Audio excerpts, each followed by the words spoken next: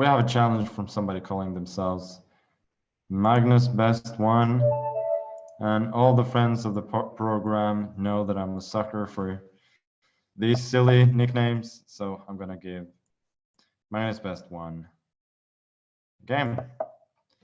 I'm gonna go for the carlsen in this game. ED5 comes very soon, so I'm gonna treat my opponent to what I played against Ding in the tour finals quite recently. And my opponent seems very much booked up on theory, playing very fast, although Ding went rook AE1 there in order to organize an attack easier. I think now with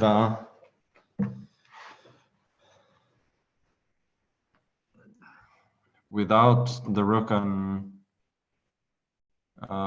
sorry, with f rook to e1, it's easier for me to justify castling quickly because there's less of a chance of an attack happening than on the king side. Change for queen c6 and b5, trying to get that minority attack going.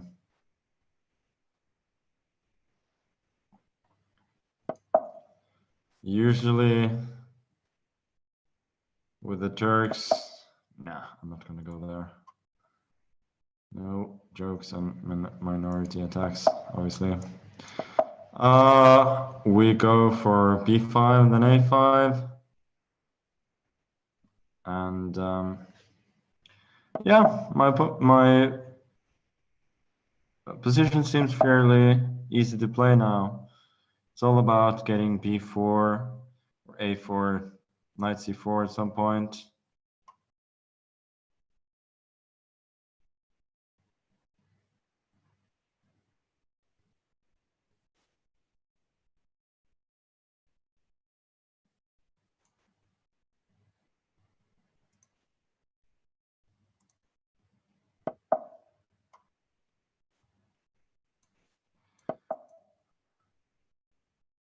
By the way, if anybody is wondering about the shirt, or yeah, the shirt, it's not actually a shirt, it's a football jersey. Yeah, so you can see that the team is Manchester City, and I'll give you one guess to say guess whose name is on the back. Mind you, this jersey was bought, I think, in 2017 or maybe 2018.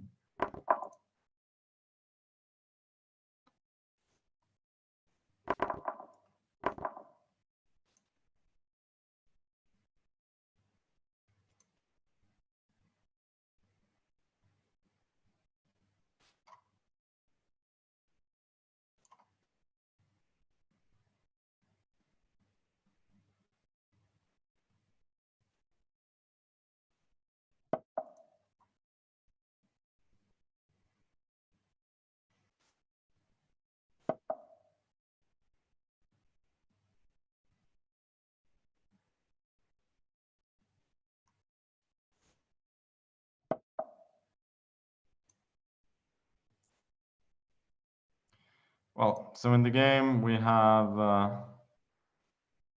my opponent is playing very solidly. I'm trying to claim that I'm a little bit better with a slightly more compact pawn structure, but I think realistically it's not a lot. But I'm still claiming, of course. Always claiming. Now trying to provoke the exchange of bishops, and then I'm going to go knight b5 or knight f5, attacking d4. Knight e5 is very good. Now knight f3 I think will happen, and I go f6, trying to... Oh, rook c6 was missed. That is a major problem. Oof. That is actually a major problem. The point now is that I wanted to go rook b8 and then king f7, but now I don't have time because rook b6 is a major threat once I protect the pawn. So now I really don't know what to do.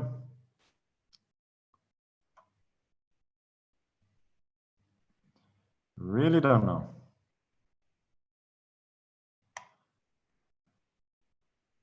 Yeah, I think I just have to go for something very drawish here. So if I gone king f7, rook b6 would have happened, and I would have had no good square for the knight. This is not a good move, king g3, because the knight c3. That's an important mistake. My opponent should have played rook b6 there, pinning the rook. I would have gone rook b3, threatening to unpin with knight d4. And I mean, I'm still claiming, no, knight d2 would happen. So it's an equal position there. Otherwise, I could have claimed a small advantage. But now with the knight coming to e4, possibly even e2, I am quite a lot better.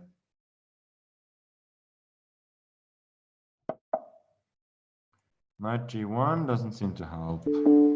I go knight e4 and I win the pawn with rook takes f2, next move. And then I have a huge advantage, which I think in practice is going to be enough to win.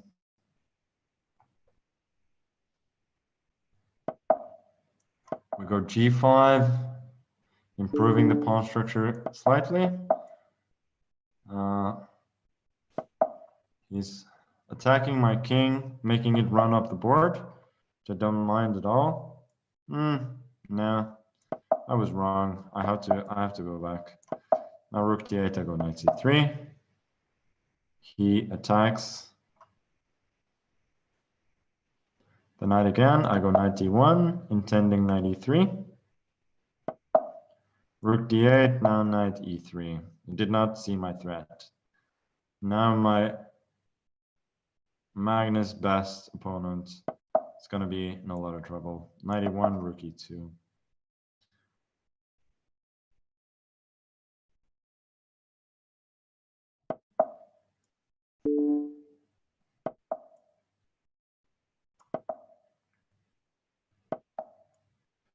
Now it's time to collect. Knight e6 is not really a problem. That is one check only on g7. Well, one more check, then I take the knight. And that's game over. So very solid game from my opponent. Kept it up for a while, and then it was only one blunder, I think, with knight